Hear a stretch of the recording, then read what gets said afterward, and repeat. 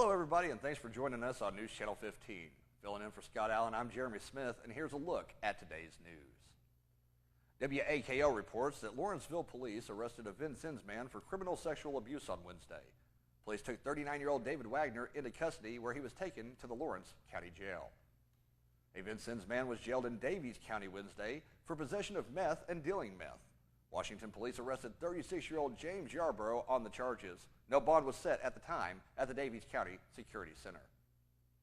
And according to WAKO, Lawrence County State's Attorney Michael Strange announced that a Lawrenceville man was sentenced in Lawrence County Circuit Court this week. 27-year-old Patrick Sutton was sentenced to 6 years in the Illinois Department of Corrections on a charge of residential burglary. Sutton's prison sentence will be followed by 2 years of mandatory supervised release, and he will be required to pay all costs in the case. And first-degree murder suspect Zachary Schock of McLeansboro, seen on your screen here, is still on the run after breaking out of the White County Jail on June 16th. According to WFIW, unless authorities can locate him soon, he will likely go on trial in his absence. Schock's murder trial has been set for August 27th. And according to court records, over 20 subpoenas have been issued and returned to State's Attorney Justin Hood in preparation for that trial. And now in local news. WFIW reports that ConAgra is buying Pinnacle Foods Incorporated. Pinnacle operates food manufacturing facilities in the southern Illinois communities of Centralia and St. Elmo. Pinnacle's brands include Bird's Eye, Duncan Hines, and Hungry Man. And the Xenia Fire Department is going to be testing their new outdoor warning sirens this Saturday. So if you hear storm sirens in or around the area of Xenia this Saturday, it is a scheduled test. And the Cave and Rock Ferry will continue operating between Illinois and Kentucky this summer as officials continue to work to find long-term funding solutions for the ferry. The ferry had faced a shutdown on July 1st because of financial troubles, but Illinois and Indiana officials have provided money to keep the ferry running for the next 90 days. Now looking at state news, WFIW reports that National Weather Services have stated that at least 3 tornadoes touched down in northern Illinois as severe storms swept through the area this past Tuesday. Officials report that a storm survey conducted yesterday determined that an EF1 tornado with maximum winds of about 95 miles per hour swept through the Will County community of Manhattan on Tuesday evening. Evidence shows that the twister was on the ground for about 1 mile and caused limited damage and no injuries. The survey crew also found no damage in an area of Kane County where 2 other tornadoes briefly touched down on Tuesday evening. Well, a former South Central and Southeastern Illinois girls youth basketball coach has pleaded guilty to sexual assault charges involving 2 former players.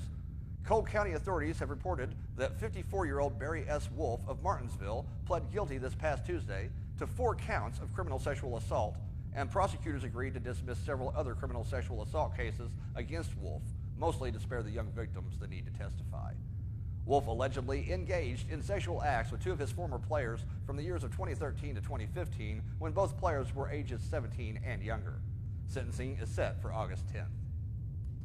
The Illinois State Police at District 12 headquarters in Effingham are reminding all motorists to drive sober or designate a driver while celebrating during the 4th of July weekend. Driving under the influence of drugs and or alcohol remain the #1 cause of fatal crashes during Independence Day celebrations. Therefore, District 12 troopers are already out in extra force looking for those who may be driving impaired. Troopers will be focused on identifying the fatal 4 violations, which include DUI, speeding, failure to wear a seatbelt, and distracted driving. All are encouraged to make every effort possible to avoid driving if alcohol has been consumed during your 4th of July celebration. And in national headlines, the U.S. Supreme Court says government workers cannot be forced to contribute labor unions that represent them in collective bargaining, which has landed a series of blows to organized labor. According to WSEI, the justices are scrapping a 41-year-old decision that allowed states to require that public employees pay some fees to unions that represent them, even if the workers chose not to join. The 5-4 decision will now trash the so-called fair share fees that non-members pay unions roughly in 24 states, including Illinois.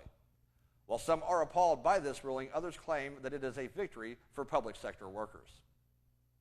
And the U.S. Supreme Court agreed Thursday to reconsider its long-standing view that putting someone on trial more than once for the same crime does not violate the Constitution's Protection Act against double jeopardy. Among the provisions of the Fifth Amendment is that no person shall be subject for the same offense to be put twice in jeopardy of life or limb. That's popularly understood to mean that nobody can be put on trial for the same crime twice. But in a line of cases stretching back more than 150 years, the Supreme Court has ruled that being prosecuted twice, once by the state and again by federal court, does not violate the clause because states and federal governments are separate sovereigns. The court was held that when a defendant in a single act breaks both a federal and a state law, that amounts to 2 district offenses and can result in 2 separate prosecutions. President Donald Trump and President Russian Vladimir Putin will hold their first summit in Helsinki, the Finnish capital, on July 16th. Both governments have announced that the meeting will be their first, not on the sidelines of a larger gathering of world leaders. The 2 leaders will discuss relationships between the United States and Russia and a range of national security issues, according to a White House statement. The Kremlin said that the pair would talk about prospects for development of relations between the 2 countries and current international issues. But Trump told reporters on Wednesday that the topics of discussion would include Syria and the Ukraine. Well, an extended period of oppressive heat and humidity is in the forecast late this week and lasting throughout the weekend. Highs in the 90s, combined with high humidity levels, will push heat index values to 105 to 110 degrees by the end of the week. We'll take a closer look at that and the local forecast right after this break. For over a century. And welcome back to News Channel 15. Here's a look at the local weather forecast. As you can see by the map here, today has been a really nice dry day. It is a nice change from the rainy days we've had over the past few. Looking at our almanac, you see that today's high got up to about 88, although it did feel much warmer than that. Tonight's low is going to be around 71. Your normal temperatures for this time of year are 85 and 64, so we're not that far off from what we normally see. But we're still well below the record of 105 set in 2012 and well above the low record of 43 set in 1992. There was also no rain in the gauge here at News 15 Studios. Looking at tonight, you can expect mostly cloudy, isolated storms. You're going to get down to about 71 for a low. Still going to seem a little humid out there, but overall it should be pretty nice. Friday, expect partly cloudy skies, 20% chance of rain. Your high is going to get up about 92, but with that humidity and heat index, it's going to feel more like 105. Going into Friday night, we've got mostly cloudy skies, a few isolated thunderstorms, but not very many in the area. You can expect it to stay pretty much dry in the immediate area for the night. We're going to get down to about 73 degrees. Looking ahead at our extended forecast, Saturday, expect a high of 93. It's going to be partly cloudy, sun's going to be peeking out, but it's going to be a nice dry day. You should be able to enjoy your day, but don't forget, we do have that heat advisory out there. So if you're outside this weekend, make sure you stay hydrated and take plenty of breaks to cool down. Your low Saturday night going to be down around 76. Moving into Sunday, we got a high of 91. We're going to have more clouds, but still a nice partly sunny day. Your lows for Sunday night down around 73. Monday, expect more of the same. Highs around 90s. Heat index is going to make it feel about like 105 to 108. But at least we're not going to have very much rain in the immediate forecast in the area through Saturday, Sunday, and Monday. And your low for Monday night will get down to about 73. Tuesday, you can expect to see some thunderstorms peak back up. Our highs are going to get right around 91. We're going to have a low of about 73. And Wednesday, rounding out your extended forecast, expect a high of 92 and a low of 74 with partly cloudy and sunny skies. That's it for weather. We'll be back with sports Today. And welcome back to News Channel 15. Here's a look at sports. The IHSA has issued the sports classification for both Lawrenceville High School and Red Hill High School for the 2018-2019 school year. The Lawrenceville Indians will be 2A in boys and girls basketball, baseball, softball, volleyball, and boys golf. They're going to be a 1A in boys and girls cross country, boys and girls track and field, girls golf, and wrestling. The Red Hill Salukis will be 1A in baseball, softball, boys and girls track, and 2A in boys and girls basketball and volleyball. The Illinois High School Association Board of Directors met earlier this month in Bloomington and did approve new weekly player limitations in football for 2019. The limitations were recommended by the IHSA Sports Medicine Advisory Committee and will be fully implemented as policy for the 2019-2020 school year. The limitations are that a player shall not play in more than 2 games in any 1 week and shall not play in more than 1 game in any single day. Players also cannot play in games on consecutive days or be involved in live contact practice the day after playing in a game. 1 play in a game equals a game played.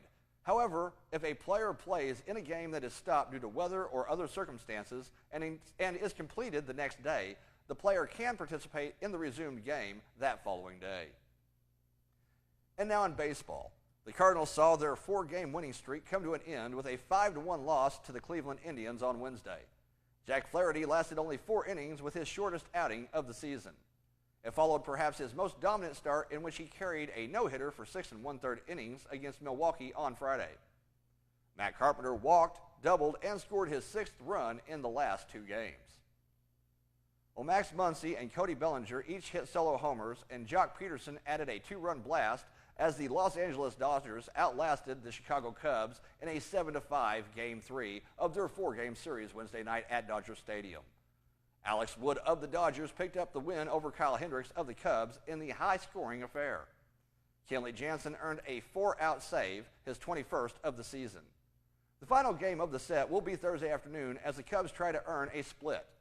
Jose Quintana, who is 6-6, will go for the Cubs, and Clayton Kershaw, who holds a record of 1-4, will be on the mound for the Dodgers. And that's all I've got for you for the day. I want to thank everybody for joining us. On behalf of Andrew, Julian in the broadcast booth, myself, Scott Allen, and Kyle Peach, and the rest of the News Channel 15 crew, good evening.